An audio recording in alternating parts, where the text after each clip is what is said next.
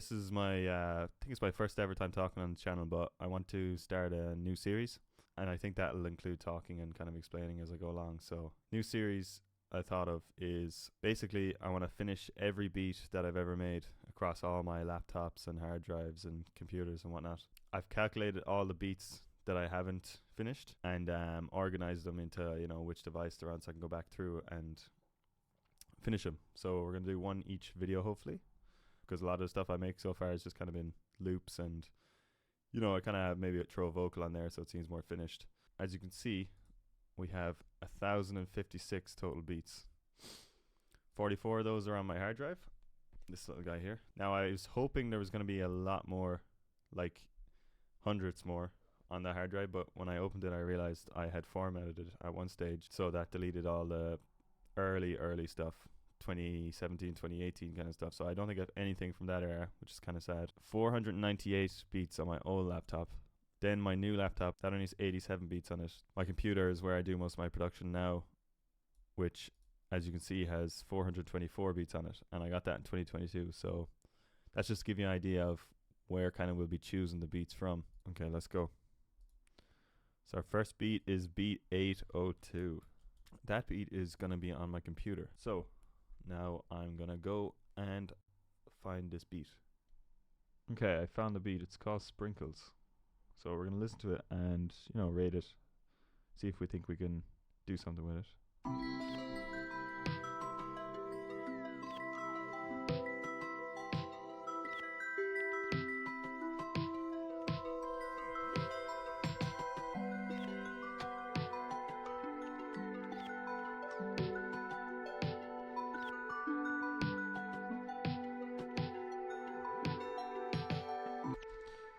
Okay. Yeah, I think it's pretty cool. I think it has some potential. I like the melody. This one here. It's probably my favorite part. I think I can definitely flip that into something cool. This thing's doesn't really do anything for me. This the drums are very bad, I think. They're so stiff or something. I do like this thing here though. I think we'll definitely use this. It's like a automated echo time, so it's giving you those like weird pitch shifts. And then that's going into an auto filter. Yeah, I like that. Yeah, I think overall though I give this probably give this like a 5.5 out of 10. Maybe a 6 at a push. Let's see what we can do with it. Okay, so the first thing I did was time stretch the sample, as I always do, and I wanted to make a new melody out of the previous part. So yeah, I was just kind of messing around with that, trying to pitch it around, try different combinations, stuff, till I got something I liked.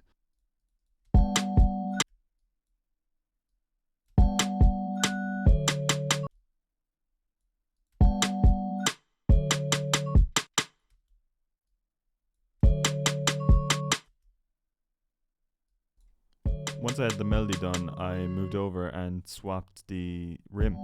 I didn't really like the rim, so I went with a kind of punchy snare instead. I thought it kind of fit a bit better. Then I was messing around with the arrangement of the kicks and the snares, moving them off the grid a bit, trying to see what swing I can get going.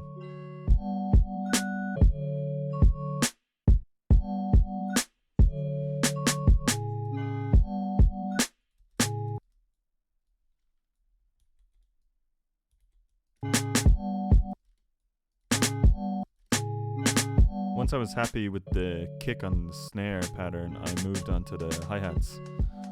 I just got a loop from some sample pack I had, and I warped it because it was quite off time. Not really off time, but just not the way I wanted to. So I warped it, and then you can see on the right there I moved it off the grid by about 12 milliseconds, which I find is very handy, kind of gives you that pocket that you might want to look for. And I also sidechained it to the kick, kind of give it that pumping feeling that matches the sample. Next thing I added was this vocal sample. Hold on.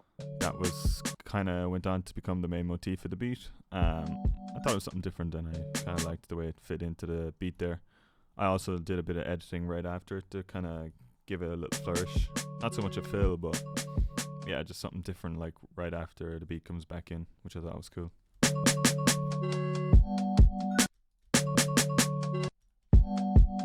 Hold on. I added in this crowd noise then, which will cut out when the hold on thing comes in. Hold on.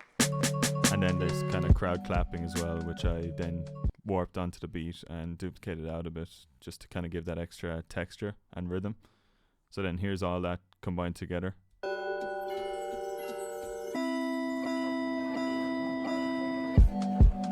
Hold on.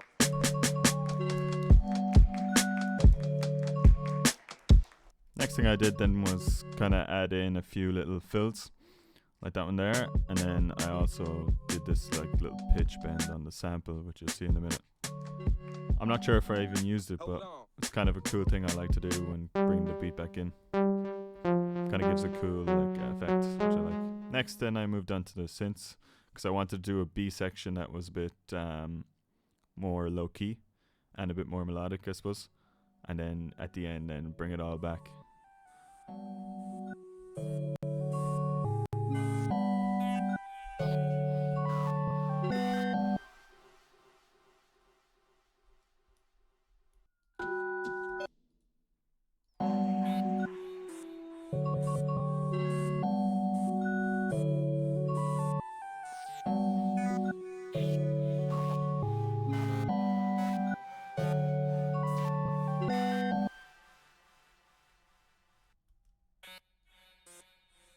Yeah, so I recorded in that little synth, and then I just editing out the parts I didn't really like, and then I kind of rearranged them a bit. I think I added a little delay on them to kind of fill the gaps in between.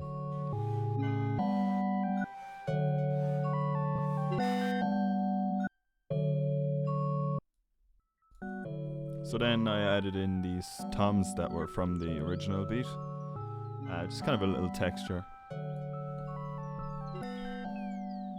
So I found this other really cool vocal sample to pair with the original one I had. Kind of a little back and forth type thing. Hold on.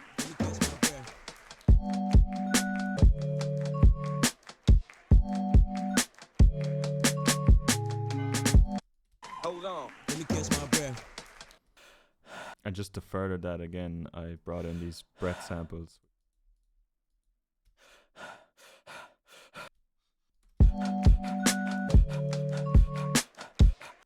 Then I paired all them together and did some edits to them.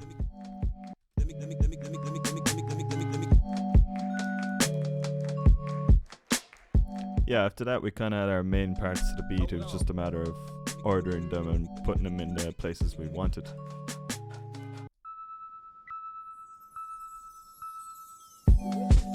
Hold on. Let me catch my breath. This is probably my favorite part here, right after the B section. Hold on. Let me catch my breath. Then I spent some more time editing some MIDI and just for some chords to add some extra textures. Kind of backs up the lead.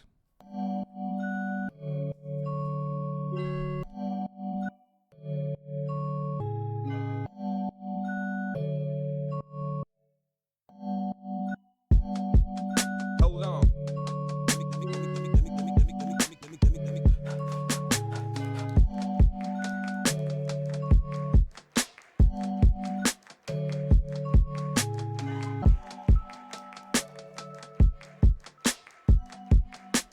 Very last thing I had then was this flute, which I incorporated into the kind of part before the B section. And that's it. That's the whole beat. Here it is. Hold on.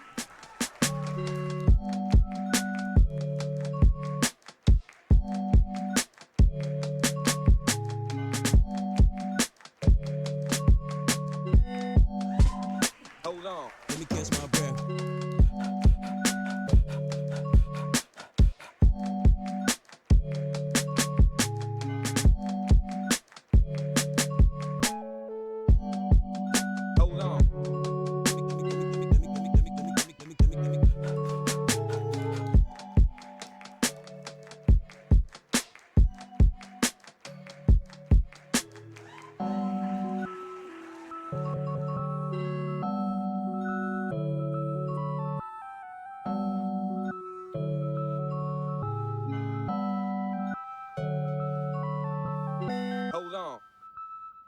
Let me catch my breath.